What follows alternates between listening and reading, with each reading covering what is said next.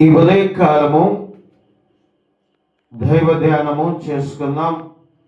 వాక్య భాగములో నుంచి లూకాసు వార్త 1వ అధ్యాయము 26వ వచనం నుంచి మనము చదువుకుందాం. 35వ వచనం వరకు ఈరోజు దైవ ధ్యానం ఉంది. కాబట్టి 6వ నెలలో గాబ్రియేలును దేవదూత గలిలయలోని నజరేతను ఊరిలో దావీదు వంశస్థుడైన యోసేపును ఒక పురుషునికి ప్రదానము చేయబడిన కన్యక యొద్దకు దేవుని చేత పంపబడిను. ఆ కన్యక పేరు మరియా. ఇక్కడ మనం ఈ బైబిల్ లేఖన ప్రకారంగా చూస్తే 6వ నెలలో గాబ్రియేలును దేవదూత గలిలయలోని నజరేతు అనే ఊరిలో దావీదు వంశస్థుడైన యోసేపును ఒక పురుషునికి ప్రదానము చేయబడిందంట. ప్రైజ్ ది లార్డ్, హల్లెలూయా. ఏమైంది? ఒక పురుషునకు ప్రదానము చేయబడింది. ఈ పురుషుడు దావీదు వంశస్థుడు. ప్రియులారా గమనించండి, ఈ ప్రదానము చేయటం అనేది ఈ రోజు వచ్చింది కాదు. ప్రదానం అనేది ఆది కాండములోనే, అనాది కాలంలోనే ఎప్పటి నుండే వచ్చింది. కాబట్టి ఇప్పుడు కూడా పెళ్లి లేటుగా చేసుకుందాము అనుకుంటే మేము ప్రదానము చేసుకుంటాము. ఒక చీర ఇస్తాము, లేకపోతే ఒక బంగారు పొంగరం ఇస్తాము. ఏదో ఒక వాగ్దానము చేసుకొని ఆ రోజు ఒక భోజన కార్యక్రమం పెద్దలు రావటం కొరకు, మరి అలాగనే అందరూ సమకూడి పిల్ల మాది అనిపించుకొనుటకు ఏదో ఒక సందర్భాన్ని ప్రదానము చేసుకుంటారు. కాబట్టి వీటిల్లో దావీదు వంశస్థుడైనటువంటి యోసేపును ఒక పురుషునికి ప్రదానం చేయబడింది. ఆ కన్యక పేరు మరియా. ఈ మరియా ప్రదానము చేయబడిన తర్వాత పరలోకములో నుండి దేవదూత భూమి మీదకి వచ్చి మరియతో మాట్లాడుతూ ఉన్నది. అయితే ఆ రోజుల్లో కన్యకలు చాలా మంది ఉన్నారు.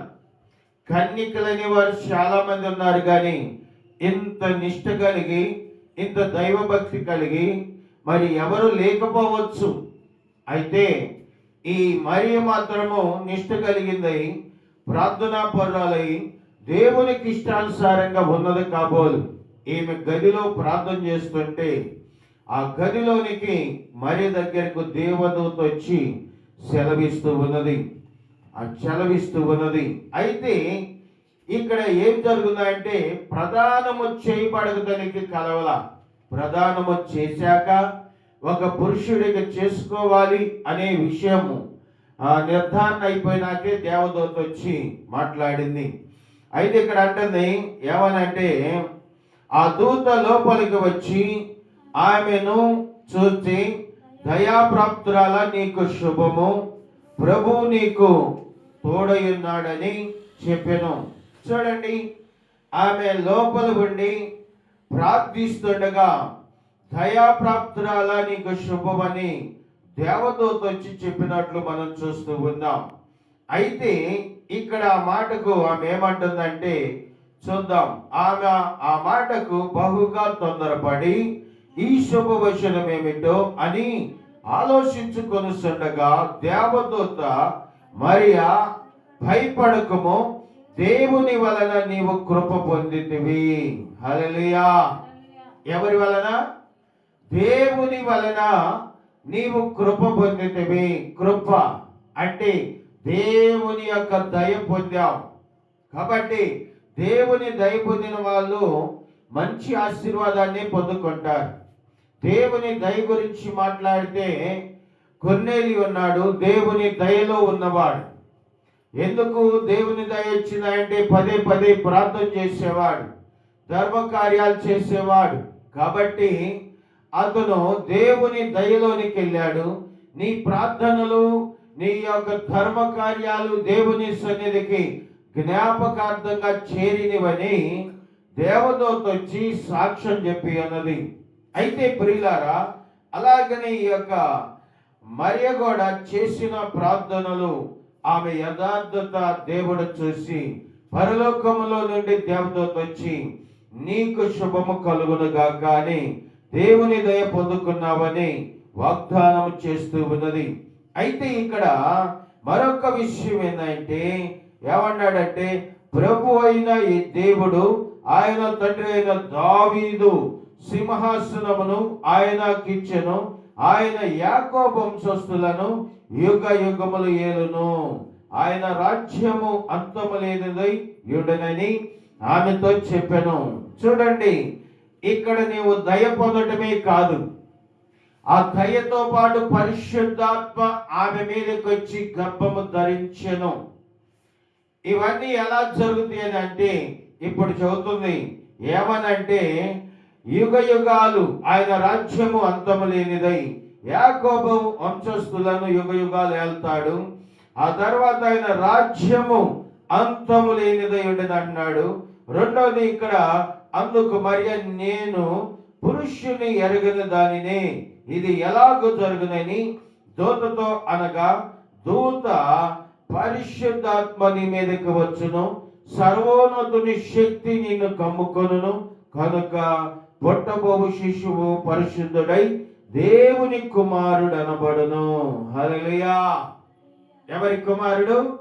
దేవుని కుమారుడు అనబడును. ఎందుకంటే పుట్టబోవాడు పరిశుద్ధుడు, పరిశుద్ధుడు. ఆయన దేవుని కుమారుడు, మన కుమారులు కాదు. కానీ ఈ లోకములోనికి దావీదు వంశంలో వస్తాడని పేరు ఉన్నది.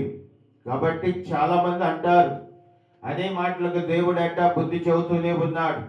కానీ దేవుని దూషించుట అది ఎంత మాత్రమో సులభం కాదు, అది మంచిది కాదు.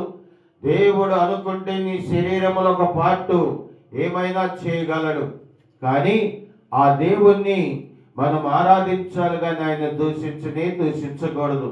వీలైతే ప్రార్థనలో కూర్చున్నాం, ప్రార్థన చేయండి, పోయేదేముంది? లోకంలో ఒక మాట ఉన్నది, ప్రేమిస్తే పోయేదేమి లేదంట. ప్రేమిస్తే పోయేదేమి లేదంటే డబ్బులు ఖర్చు పెట్టి ప్రేమిస్తే పోతాయి. ప్రేమలో కూడా చాలా అర్థాలు ఉన్నాయి. మాట ద్వారా హెల్ప్ చేసే ప్రేమలు ఉన్నాయి. అలాగనే మనిషి అవసరాలు తీర్చే ప్రేమ ఉంది.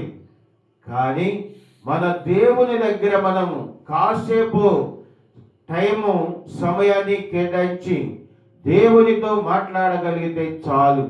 అదే గొప్ప వరం, అదే దేవుని దయ. దేవుడు అప్పుడు అబ్రహామును దీవించినట్లు, అలాగనే ఇక్కడ మరియను దీవించినట్లు, అలాగనే మరి యోబును దీవించినట్లు, అలాగనే యేసేపును దీవించినట్లు నిన్ను నన్ను ఎవరినైనా దీవించగలడు. ఆయన దయ పొందే వరకు ప్రయాసపడాలి, దేవుని కొరకు ఎదురు చూస్తూ ఉండాలి. బైబిల్లో ఉన్నటువంటి ఒక స్త్రీ ఉన్నది, పదే అడిగింది, దేవుని దయ పొందుకొని మంచి ఆశీర్వాదాలు పొందుకుంది. ఇట్టి మాటలు దేవుడు దీవించి ఆశీర్వదించును గాక. ఆమేన్.